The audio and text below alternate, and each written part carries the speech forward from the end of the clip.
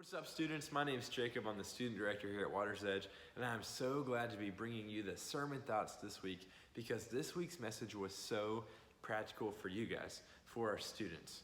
We're in week 3 of a series called Running with the Giants, and every week we're looking at a giant of faith, somebody that had big faith in the Bible. And this week, that brought us to the story of Daniel.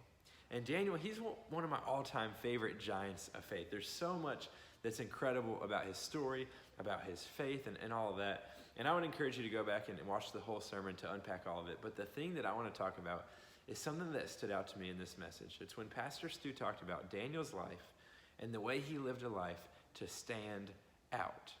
You see, just like you guys today, Daniel felt all sorts of pressure. For you guys, there's pressure to try things that you shouldn't try, to say things you shouldn't say, jokes that are, that you wouldn't want your parents to hear you say, and maybe, talk about somebody behind their back or whatever it is. There's all sorts of pressure on your life to cave and to compromise and change who you are to be somebody you're not. For Daniel, that pressure was a little different, but it's still relatable, so I want you to check this out. And he was going to indoctrinate them into the culture of the Babylonians. And to do so, he was going to teach them their language. What's language? It's the words you use and the words you hear. That's language. And the literature. What's literature? It's what you consume. It's the things you read and the things you watch and the things you listen to. That's literature. So he was going to indoctrinate them by teaching them the language and the literature of the Babylonians. I'll tell you why. Because he didn't want them to just know about the Babylonians. He wanted them to think like the Babylonians. Now, this is really important. And in order to get them to think like the Babylonians, he started with their words and with the things they see, watch, read, and listen to. Now, why am I making a big deal about that? Because I think it's the same today. You want to know how you get indoctrinated into culture? Through the words you use and the words you hear. And the literature you receive, the things that you watch, the things you read, the things you listen to. That's how you get indoctrinated into culture. In fact, I'll just tell you, this is why I'm so careful. I'm just being honest.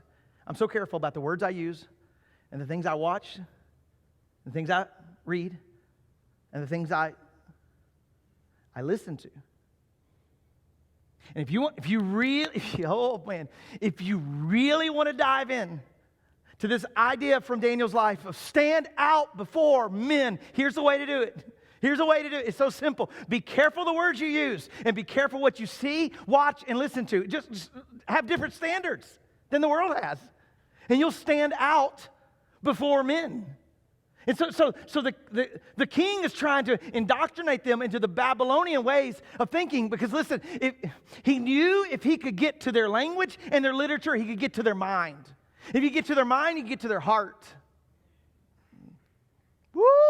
The enemy is doing the same thing today, y'all. The same thing today. Some of y'all are looking at me all mean-eyed right now, like you don't like me talking about your curse words, but I'm telling you straight up. Listen, it's what will help you stand out. In fact, when our kids were little, I used to tell them this. Listen, if you want to stand out before your peers, just the simplest thing you can do to help people know you love Jesus is don't use the same words they use. Man, that stepped on my toes. The language, it's the words you use and the words you hear. In the literature, it's the things you read and watch and listen to. And it really stepped on my toes because I thought about the way that Daniel set up guardrails. So the way that he was careful about what he said. And I thought about, am I that careful about what I say? And he was careful about what he took in and listened to. Am I that careful about what I listened to? The literature, the things he read, the things, the music he listened to. They played music there in the courtyard. In our time today, are we that careful about what we take in? About what's on our TikTok feed? About what we see on our Snapchat stories, the language and the literature. We have to be careful. And Daniel was careful, and this is why. Because when he was able to guard what went through his mind, ultimately he was able to guard the condition of his heart. So good. Well, if you missed last week's sermon, I would encourage you to go back and check out the whole thing and watch it online. And I'd also love to see you next week at part 4 of Running with the Giants. See you guys there.